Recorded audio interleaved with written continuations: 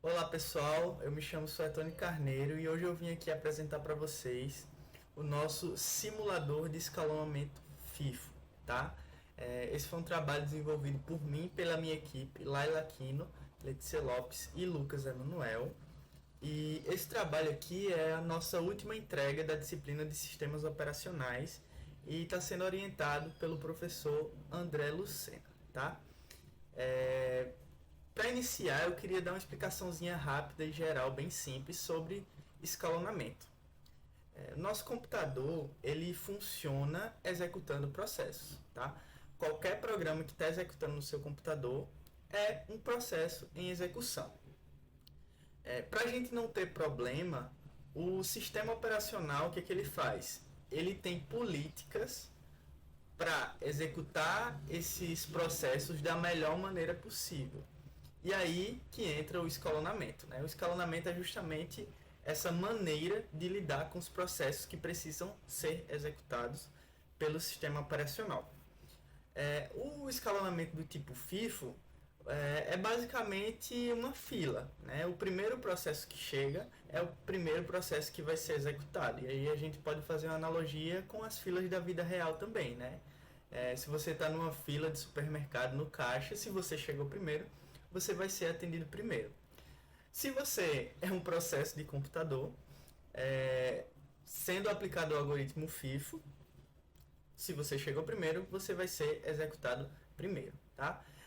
O nosso trabalho é uma aplicaçãozinha de terminal desenvolvida em Python e ele serve mais como um instrumento didático para auxiliar os alunos no entendimento do escalonamento do tipo FIFO, né?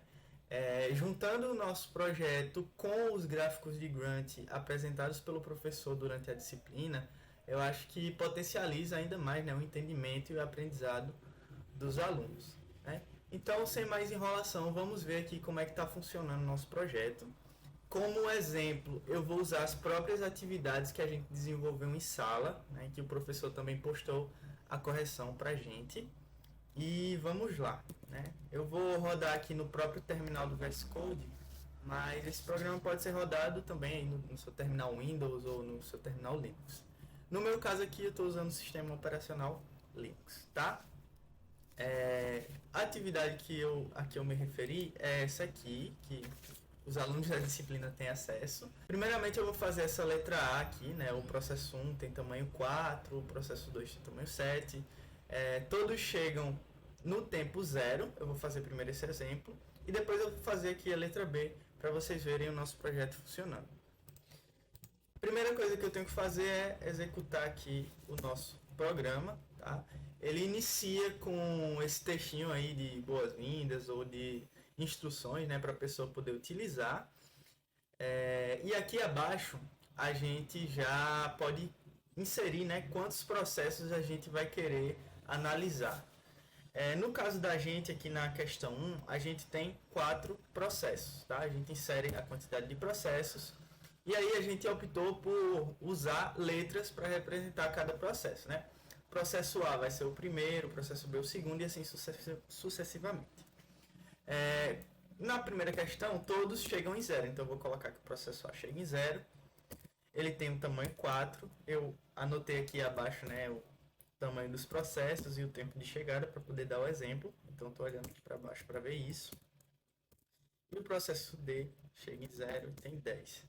E aí, ó, o nosso projetinho ele vai mostrando cada um sendo executado. Ele ordena também, tá? Então não é porque foi A, B, C e D em ordem que ele fez isso em ordem, mas ele ordena, ele tem essa capacidade também. E aqui abaixo a gente devolve o tempo de espera, o tempo de início, o tempo de término e o turnaround time, tá? Se a gente for ver lá na atividade, o processo A ele realmente não espera nada. Deixa eu mostrar aqui. O processo A ele chega em 0 e é iniciado em 1. Aqui a gente pode ver o tempo de espera, né, que é 0, que é justamente isso que a gente está respondendo aqui. No processo B, ele tem um tempo de espera 4.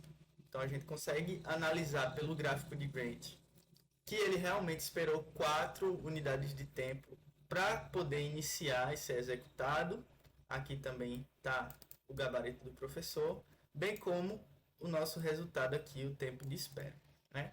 Tempo de início, 5 e tempo de término, 11. Vamos lá analisar no gráfico também o que está acontecendo no processo 2, que lá no nosso projeto é o processo B. Ele inicia-se em 5 e realmente acaba em 11, tá? Então, a gente consegue perceber que realmente está tudo bem alinhado, né? A nossa atividade feita em sala com os resultados aqui do nosso projeto. Ele calcula também o turnaround time e a gente vai ver ali no próximo exemplo para enxergar melhor. O próximo exemplo é a letra B, né? A gente tem aí 5 processos dessa vez, processos um pouco maiores, e eu vou rodar eles aqui para vocês. Da mesma forma, anotei aqui na folhinha de papel, né, para eu não ficar indo e voltando lá na tela. Executei, ele me dá aquela mensagem que eu já mostrei. São 5 processos. O primeiro chega no tempo 0, tem tamanho 10. O segundo chega no tempo 5, tem também tamanho 5. O próximo chega em 10, tem tamanho 8. O próximo chega em 12, tem tamanho 3. E por último chega em 16, tem tamanho 10. E aí ele vai mostrando, né, em ordem, cada processinho sendo executado. Nesse caso das atividades, a gente não teve nenhuma ordenação, mas o algoritmo ele também consegue ordenar certinho cada processo, de acordo com o tempo de chegada, tá? E aí ele calcula os parâmetros que a gente precisa e no final ele entrega para a gente. Ó. Tempo de espera em A é 0, realmente o A chegou em 0. Ele inicia a sua execução em 1, ele termina em 10, porque ele tem tamanho 10, e o turnaround time dele é 10. O B, ele tem um tempo de espera de 5, tá? O tempo de início é 11, o tempo de término é 15, e o turnaround é 10. Vamos ver lá, por exemplo, esse processo B, seria aqui a letra B, FIFO. Vamos analisar só para ver se os resultados estão batendo, tá? Lá no nosso programa ele fala que o tempo de espera é 5. Então vamos lá. 1, 2, 3, 4, 5. Realmente está batendo aqui com o que o nosso programa está respondendo.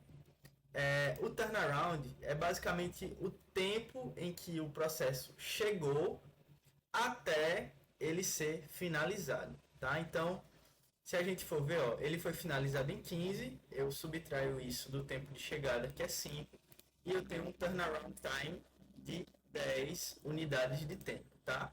Assim como o nosso projeto está aqui respondendo.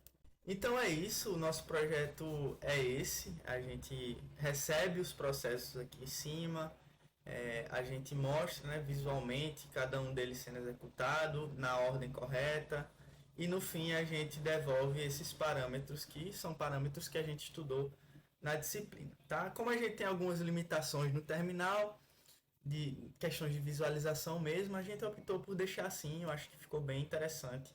E eu acho que pode auxiliar muitos alunos que estiverem fazendo, por exemplo, uma atividade como essa, né? Dá para o aluno responder a atividade e depois ir conferir lá no nosso simulador se acertou ou não os parâmetros calculados, tá?